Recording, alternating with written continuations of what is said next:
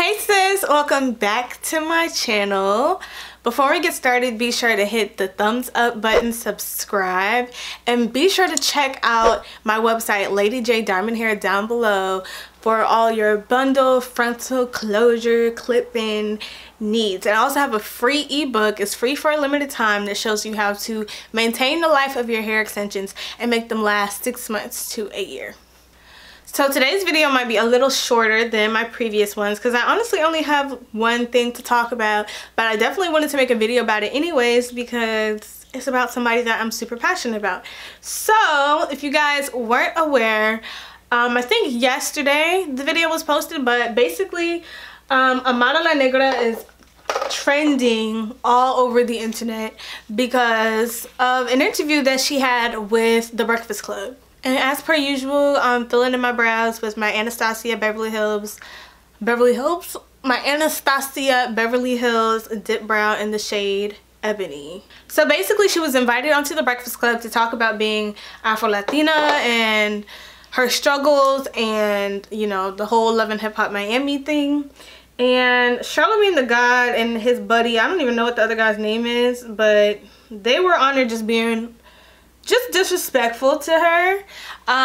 They asked her about being Afro-Latina and the struggles and all that kind of stuff, and I will link the video down below so you guys can see, but they were just dismissing pretty much everything she had to say and just being very dismissive and disrespectful. So basically she was explaining how she started out popping off in the Dominican Republic and how it was really hard for her to break into the Latina market in the music industry. But, you know, America has accepted her a little bit more. And really her whole stance is just that, you know, in the Latino community, black is not accepted. And how growing up she was teased about her skin color, and even now, I know you guys remember the clip with Young Hollywood where he was calling her the Nutella Queen. Mira, Hollywood es un estúpido. Being an Afro-Latina, I think I embrace it as much as Afro-Latina, elaborate. Are you African, or is that just because you have an afro? You see that brainwashed mentality that I'm talking about? Hello? You're only a couple of shades lighter than me, like by this much. At the end of the day, in the music industry, they're looking for cookie cutter poster child. So where are the women that look like myself? You must do good music, huh? And he was just making fun of her and asking her why she wears her hair in an afro and basically saying she wasn't marketable because of her look and because she's so proud to be black, which is something that goes on all the time in all cultures, but in the Hispanic community it's just a little bit less acceptable than it is here in the US.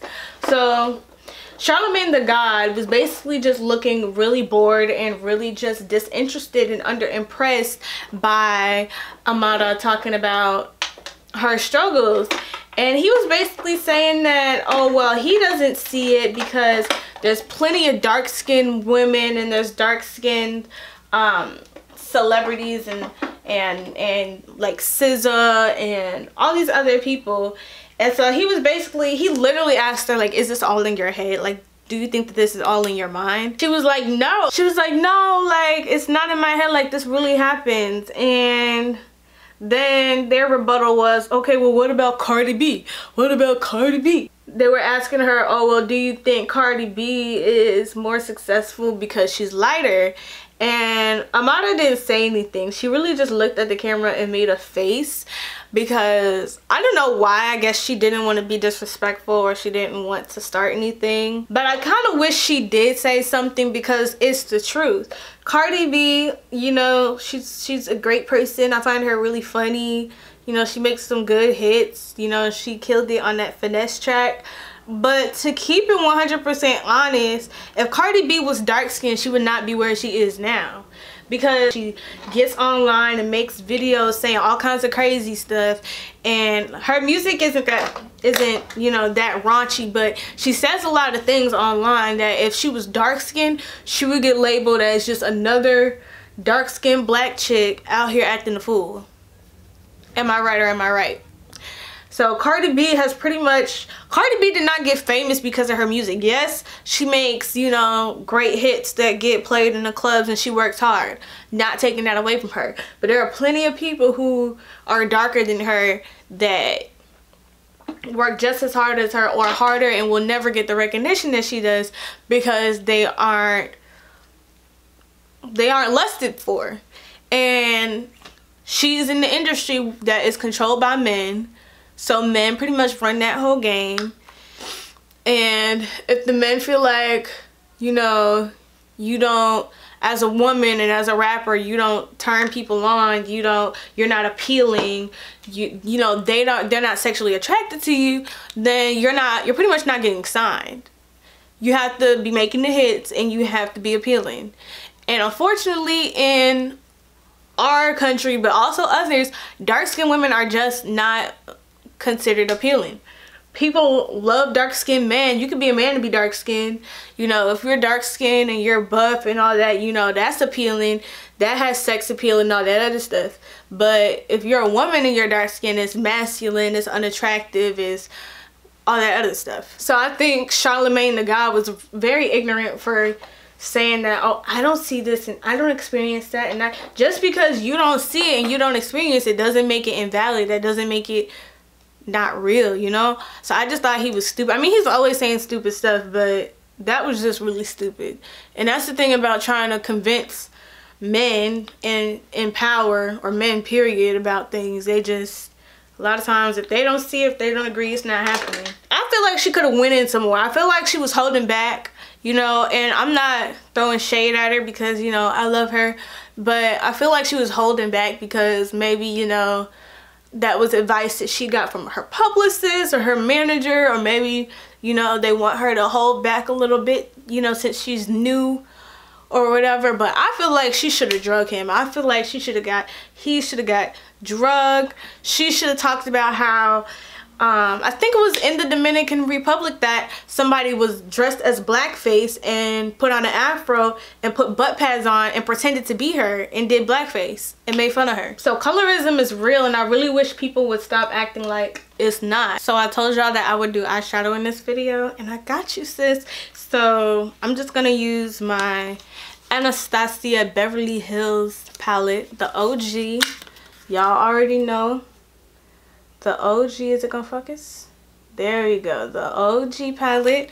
So I think I'm gonna do like a smoky eye or something. So like my mom always tells me stories about how when she used to live in Colombia because her dad was Colombian, and so she would go out there to stay with him for like, I forgot how long she said, but she lived out there for a minute. And basically she was saying how like her cousins would call her Negrita, and you know, they didn't like the fact that her mom is just African American. Even though, don't get me wrong, all my family is black. My family on my mom's side is black. My family on my father's side is black. We're all black people. The only difference is some of us are Black Caribbean, some of us are Afro-Latino, and then some of us are just African American. So we just got a pretty good mix here, but we all black. So don't get it twisted. But because I guess she was, I don't know why. I don't know why, but a lot of times you could be black and be Latino, and because you're light skinned, you can get away with saying that you're not black. So I guess that's why they were making fun of her. But it's just ignorant. Colorism exists everywhere, especially in the Latin community. I almost want to say a little more. I don't know if I can say that, but I almost want to say a little more because Latina people are always trying to hide from their blackness. I feel like they're always trying to rep whatever country they're from, but not rep their ethnic background, for lack of better words. Even people like Cardi B, people always trying to say she's a black woman and say that she's, you know, Afro-Latina, which I agree. I think she's black too. I think she's Afro-Latino, but she's not often trying to coin that ethnicity. She's not trying to be black. She, you know, she says her dad is Trinidadian and her mother is Spaniard or whatever. And her parents actually look very, they don't look that, you know, they don't look that black. But just because you don't look black doesn't mean you aren't black. Especially the way her and her sister, you know, physically look.